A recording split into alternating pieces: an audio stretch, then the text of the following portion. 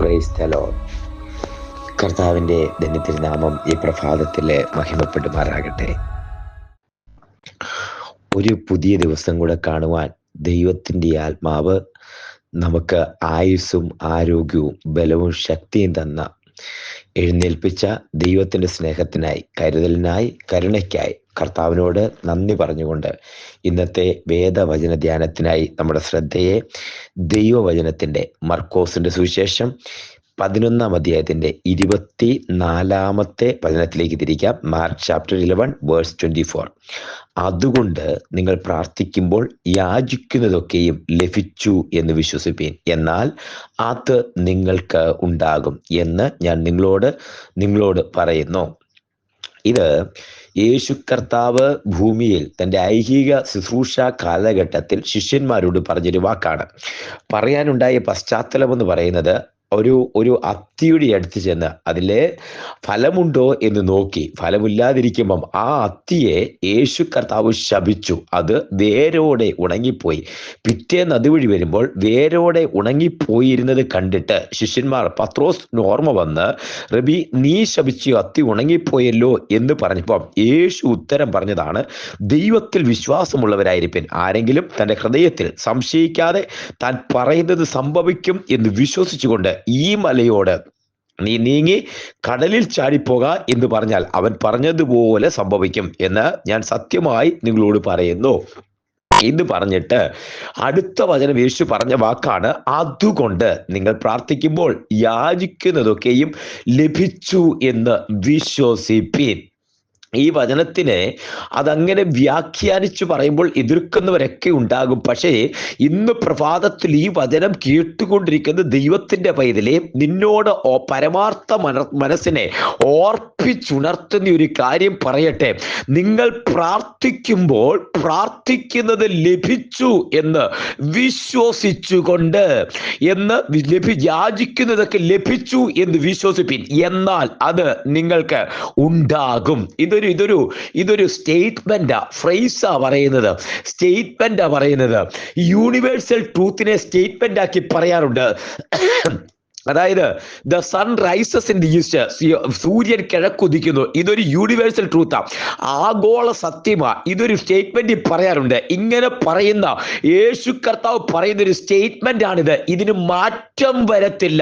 മാറ്റം വരാത്ത ഒരു സ്റ്റേറ്റ്മെന്റ് ആക്കിയ കർത്താവ് ഈ വചനത്തെ പറയുന്നത്, നിങ്ങൾ പ്രാർത്ഥിക്കുമ്പോൾ യാചിക്കുന്നതൊക്കെയും ലഭിച്ചു എന്ന് വിശ്വസിച്ചുകൊണ്ട് പ്രാർത്ഥിപ്പീൻ, എന്നാൽ അത് നിങ്ങൾക്കുണ്ടാകും. ഇന്ന് ഈ വചനം കേട്ടുകൊണ്ടിരിക്കുമ്പോൾ അസാധ്യതകളുടെ നടുവില്, ഒന്നുമില്ല എന്ന് നോക്കിയിരിക്കുന്നതിന്റെ നടുവില്, ഇത് തീർന്നുപോയി എന്ന് വിചാരിക്കുന്നതിന്റെ നടുവില കർത്താവ് പറയുന്നത്, പ്രാർത്ഥിക്കുന്നത്, യാചിക്കുന്നത് ലഭിച്ചു എന്ന് വിശ്വസിച്ചുകൊണ്ട് പ്രാർത്ഥിപ്പിൻ. Praise the lord. റോമാലേഖനത്തിൽ പൗലോസ് അപ്പോസ്തലൻ മറ്റൊരു ഭാഷയിൽ ഈ വാക്ക് പറയുന്നുണ്ട്, മരിച്ചതിനെ ജീവിപ്പിക്കുന്നവൻ, ഇല്ലാത്തതിനെ ഉള്ളതിനെ പോലെ വിളിച്ചു വരുത്തുന്നവൻ. ആ ഒരു വാക്ക് ഇച്ചിരി കടന്ന കയറ്റമാണ്. മരിച്ചതിനെ ജീവിപ്പിക്കും. അതെങ്ങനെ? ലാസർ മരിച്ചു, നിദ്ര കൊള്ളുന്നു എന്ന് പറഞ്ഞ കർത്താവ് അവനെ ജീവിപ്പിച്ചു.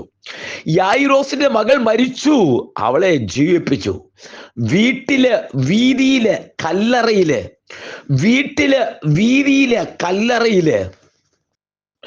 വീതിയിൽ നയീൻ പട്ടണത്തിൽ നിറങ്ങി വരുമ്പോൾ വിധവയുടെ മകൻ മരിച്ചു, അവനെ ഉയർപ്പിച്ചു.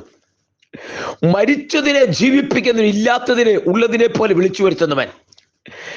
അതിൻ്റെ ആ വിശ്വാസത്തിന്റെ ഡെപ്ത്, ആഴം റോമാലേഖനത്തിൽ തന്നെ പറയുന്നുണ്ട്. അബ്രഹാം ദൈവത്തിൽ വിശ്വസിച്ചു, അതവന് നീതിയായി കണക്കിട്ടു. അബ്രഹാം 100 വയസ്സുള്ളവനാകിയാൽ തന്റെ ശരീരത്തിന്റെ നിർജീവത്വം ഗ്രഹിച്ചിട്ടും, സാറയുടെ ഗർഭപാത്രത്തിന്റെ നിർജീവത്വം ഗ്രഹിച്ചിട്ടും വിശ്വാസത്തിൽ സംശയിക്കാതെ ആശയ്ക്കെതിരായി ആശയോടെ വിശ്വസിച്ചു. വാഗ്ദത്തം ചെയ്തവൻ നിവർത്തിപ്പാൻ ശക്തനാണെന്ന് ആശയ്ക്കെതിരായി ആശയോടെ വിശ്വസിച്ചു. അബ്രഹാം ദൈവത്തിൽ വിശ്വസിച്ചു, അതവന് നീതിയായി കണക്കിട്ടു. അതിന്റെ 23-ാമത്തെ വാക്യം റോമാലേഖനം 4:17 പറഞ്ഞത്. 17 തൊട്ട് 10 തുടങ്ങിയുള്ള വാക്യങ്ങളാണ് പറഞ്ഞേ. അതിന്റെ അവസാനം 23-ാമത്തെ വാക്യം ഇങ്ങനെ പറയുന്നുണ്ട്, ഇത് അബ്രഹാമിനെ വിചാരിച്ചു മാത്രം പറഞ്ഞതല്ല, വിശ്വസിക്കുന്ന നമ്മെ വിചാരിച്ചിട്ട്. പൗലോസ് അപ്പോസ്തലന്റെ വാക്കുകളാ.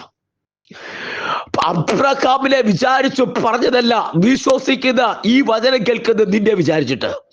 ഈ വചനം കേട്ടുകൊണ്ടിരിക്കുമ്പോ എല്ലാ സാധ്യതകളും മങ്ങിപ്പോയിടത്ത്, പ്രതീക്ഷ നഷ്ടപ്പെട്ടയിടത്ത് നീ എന്നോട് ചേർന്ന് പ്രാർത്ഥിച്ചു പറഞ്ഞേ, കർത്താവിനോട് വിശ്വസിച്ചുകൊണ്ട് പറഞ്ഞേ, പ്രാർത്ഥിക്കുന്നത് യാചിക്കുന്നത് ലഭിച്ചു എന്ന് വിശ്വസിച്ചുകൊണ്ട് പറഞ്ഞേ, വിശ്വസിച്ചുകൊണ്ടെന്ന് പ്രാർത്ഥിച്ചേ, എന്നാൽ അത് നിനക്കുണ്ടാകും. നിങ്ങൾ പ്രാർത്ഥിക്കുമ്പോൾ അത് ലഭിച്ചു എന്ന് വിശ്വസിച്ചുകൊണ്ട് പ്രാർത്ഥിപ്പീൻ, എന്നാൽ അത് നിങ്ങൾക്കുണ്ടാകും. പ്രാർത്ഥിക്കുമ്പോൾ വിശ്വസിച്ചുകൊണ്ട്, അവിടെ എഴുതിയിരിക്കും, ദൈവത്തിൽ വിശ്വാസമുള്ളവരായിരിപ്പീൻ. ഈ കടലിനോട് ചാടി മലയോട് ചാടി കടലിൽ ചാടി പോക എന്ന് പറഞ്ഞാൽ അത് സംഭവിക്കും.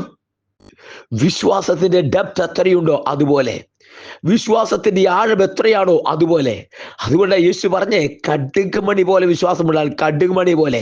കടുകുമണിയുടെ ഉറപ്പാ, കടുകുമണി ഒരു ഉറപ്പാ. നിങ്ങളൊന്ന് അമ്മമാർക്കൊക്കെ അറിയാം, കേൾക്കുന്ന സഹോദരിമാർക്കറിയാം, കടുകുമണി എണ്ണയ്ക്കകത്തിട്ടാൽ അത് പൊട്ടിത്തെറിക്കും.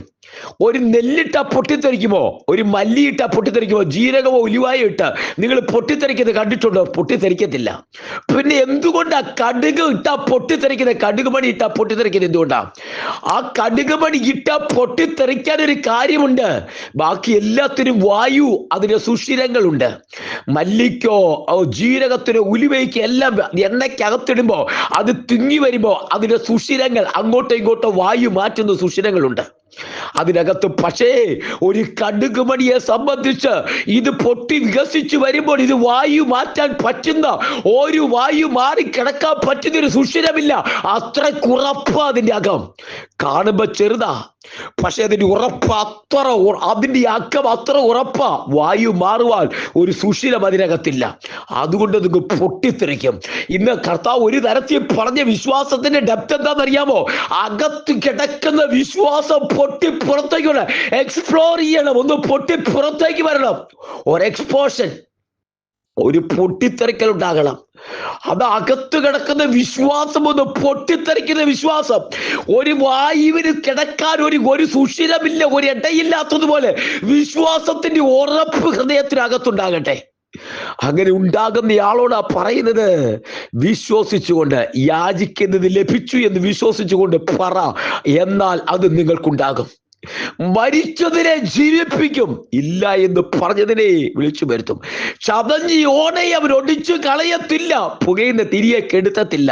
ഞാൻ ഈ വചനം പറഞ്ഞുകൊണ്ടിരിക്കുമ്പോ അസാധ്യതകളുടെ നടുവിൽ, ഇല്ലാത്തതിന്റെ നടുവിൽ, നയിലെ വിധവയെ പോലെ എല്ലാം അവസാനിച്ചു എന്ന് പറയുന്ന ഇടത്ത്, മാർത്തയെ മറിയെ പോലെ എല്ലാം തീർന്ന് കല്ലറയ്ക്കകത്ത് വെച്ചു എന്ന് പറയുന്ന ഇടത്ത്, 12 വർഷമായി രക്തസ്രാവക്കാരി സ്ത്രീയെ പോലെ എല്ലാ കുപ്പിയും കുറിപ്പടിയുമായി നടന്നു മടുത്ത് ഏറിയോന്ന് സഹിച്ചിട്ട് രക്ഷയില്ലാതിരിക്കുമ്പോ, ഇന്ന് ഈ വചനം കേൾക്കുമ്പോൾ യേശുവിന്റെ അടുക്കലേക്കൊന്ന് മടങ്ങി വന്നേ, യാചിക്കുന്നത് ലഭിച്ചു എന്ന് വിശ്വസിച്ചുകൊണ്ട്, ഹല്ലേലൂയ, അത് നിനക്കുണ്ടാകാൻ പോവുക.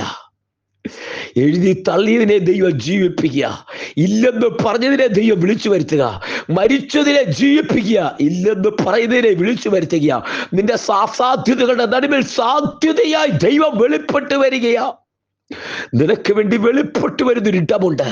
ഇന്ന് പ്രാർത്ഥിക്കാൻ എന്നോടൊപ്പം തയ്യാറാണെങ്കിൽ ദൈവത്തിന്റെ കുഞ്ഞെ, ദൈവത്തിനെ നീ ആരുമാകട്ടെ, യേശു കർത്താവിന്റെ അടുക്കലേക്ക് വാ. നിന്റെ പ്രശ്നത്തിന് പരിഹാരമാ. അടഞ്ഞ വാതിലുകൾ തുറക്കുകയാ. ദൈവദൂതൻ ഇറങ്ങി വന്ന് നിനക്ക് വേണ്ടി വാതിലുകൾ തുറക്കും, ദുർഘടങ്ങളെ നിരപ്പാക്കും, ഇരുമ്പ് വാതിലുകളെ തകർത്ത് താമര ഓടാമ്പലുകളെ കണ്ണിച്ച് നിനക്ക് വേണ്ടി പുറത്തു വരും. തടവിനെ ശിക്ഷിച്ചു കാരാഗ്രഹത്തിനകത്ത് കിടക്കുന്ന ആ ജോസഫ് എന്ന ആ ചെറുപ്പക്കാരനെ പുറത്തു കൊണ്ടുവന്നത് ഈ ദൈവത്തിലുള്ള വിശ്വാസമാ. പത്രോസ് എന്ന് പറയുന്ന യേശുവിന്റെ പ്രഥമ ശിഷ്യനെ കാരാഗ്രഹത്തിൽ അകത്തിട്ട് നാളെ തലവെട്ടാൻ ഇട്ടിരിക്കുമ്പോ സഭ വിശ്വാസത്തോടെ പ്രാർത്ഥിച്ചു, ശ്രദ്ധയോടെ പ്രാർത്ഥിച്ചു. പത്രോസ് കാരാഗ്രഹത്തിൽ പുറത്തു വന്നു. ദൂതൻ വാതിൽ തുറന്നു, തനിയെ തുറക്കുന്ന ഇരുമ്പ് വാതിൽ. കുഞ്ഞെ നീ ഒന്ന് വിശ്വസിച്ചോ, നിനക്ക് വേണ്ടി പ്രാർത്ഥിക്കുന്ന ദൈവമുണ്ട്. നീ പ്രാർത്ഥിക്കുമ്പോൾ ലഭിച്ചു എന്ന് വിശ്വസിച്ചുകൊണ്ട് പ്രാർത്ഥിക്കുക. എന്നോടൊപ്പം പ്രാർത്ഥിക്കാം. സ്വർഗീയ കർത്താവേ, ഞാൻ ഈ ജനത്തിനായി പ്രാർത്ഥിക്കുന്നു. എന്നോടൊപ്പം പ്രാർത്ഥിക്കുന്ന ഈ കുഞ്ഞുങ്ങളെ അങ്ങയുടെ നാമത്തിൽ ഞാൻ അനുഗ്രഹിച്ച് പ്രാർത്ഥിക്കുന്നു. പ്രാർത്ഥിക്കുന്നത് ലഭിച്ചു എന്ന് വിശ്വസിച്ചുകൊണ്ട് കർത്താവെ, ഈ ജനത്തിന് ദൈവം പ്രവർത്തിക്കുന്നതിനായി നന്ദി പറയുന്നു. എന്നോട് ചേർന്ന് പ്രാർത്ഥിക്കുന്ന ഇവരുടെ പ്രാർത്ഥനാ വിഷയം എന്തു തന്നെയായിരുന്നാലും, അതെത്ര പഴക്കമുള്ള വർഷങ്ങൾ പഴക്കമുള്ളതായാലും, ഇനി ഇത് ജീവിക്കത്തില്ലെന്ന് വിചാരിച്ച് എഴുതി തള്ളിയതിനെ ഇന്ന് ഈ പ്രാർത്ഥനയ്ക്കൊപ്പം പ്രാർത്ഥിക്കുമോ അതിനെ മടക്കി കിട്ടുന്നതിനായി സ്തോത്രം. യേശുവിന്റെ നാമത്തിൽ ഇത് സംഭവിക്കുന്നു. യേശുവിന്റെ നാമത്തിൽ ഇത് സംഭവിക്കുന്നു. മടക്കത്തിന് ആ രോഗം സൗഖ്യമാകുന്നു. ആ കടഭാരം മാറുന്നു. ഇപ്പൊ ഇല്ല എന്ന് പറഞ്ഞതിനെ കർത്താവ് ജീവിപ്പിക്കുന്നു. മാറ്റി നിർത്തിയതിനെ കർത്താവ് ചേർത്ത് പിടിക്കുന്നു. ആത്മാവിൽ അനുഗ്രഹിച്ച് പ്രാർത്ഥിക്കുന്നു. സ്വർഗം കൂടിയിരിക്കുന്നതിനായി നന്ദി. തൃക്കരങ്ങളെ സമർപ്പിക്കുന്നു. പ്രാർത്ഥന കിട്ടിയാൽ സ്തോത്രം. യേശുവിൻ നാമത്തിൽ തന്നെ ആമേൻ, ആമേൻ, ആമേൻ. പ്രാർത്ഥന ഈ പ്രാർത്ഥനയോടൊപ്പം ഉണ്ടായിരുന്ന എല്ലാവരെയും കർത്താവ് അനുഗ്രഹിക്കട്ടെ. God bless you. നാളെ നമുക്ക് വീണ്ടും കാണാം. God bless you. അതുവരെ കർത്താവ് നമ്മളെ സഹായിക്കട്ടെ.